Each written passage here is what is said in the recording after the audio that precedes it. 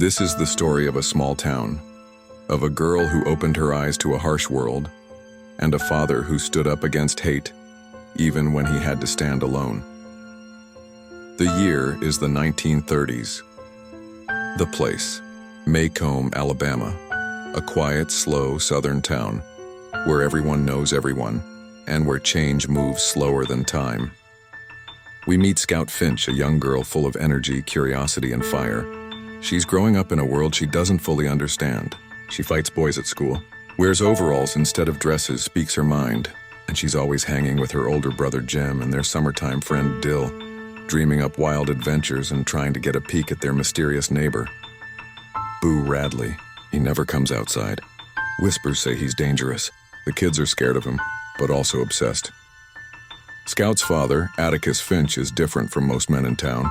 He's calm, gentle, but most of all, he's fair. He teaches his kids not to judge others by their skin, their class, or the stories they've heard. He says, "The one thing that doesn't abide by majority rule is a person's conscience." Then something happens that shakes the whole town.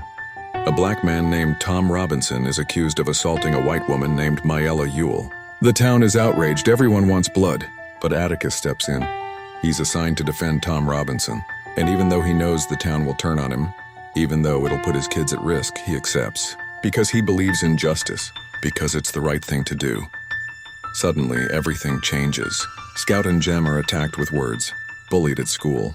People call their father a nutter lover. The family is targeted, but Atticus stays strong. He teaches them what real courage is. Courage is not a man with a gun in his hand. It's knowing you're licked before you begin, but you begin anyway and see it through no matter what. The trial begins, the courtroom is packed.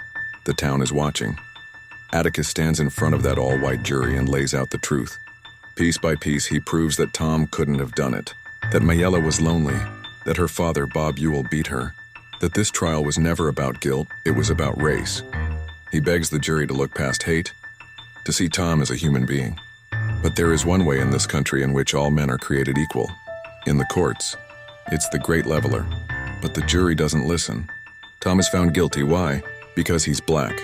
Because in Macomb, the color of your skin matters more than the truth.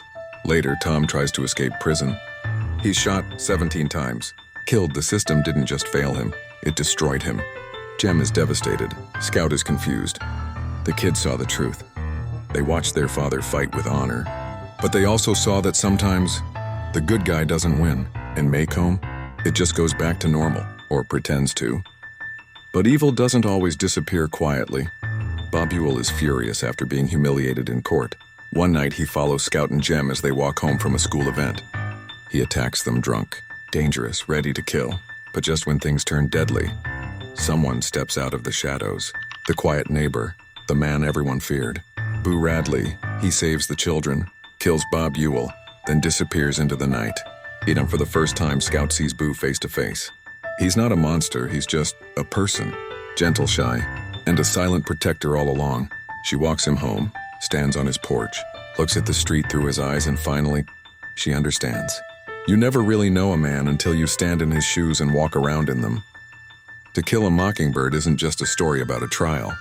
It's a story about innocence, about growing up, about how cruel the world can be, but also how strong people can be in the face of cruelty.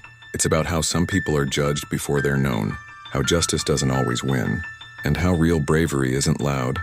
It's quiet, and it comes from doing what's right, even when it costs you everything.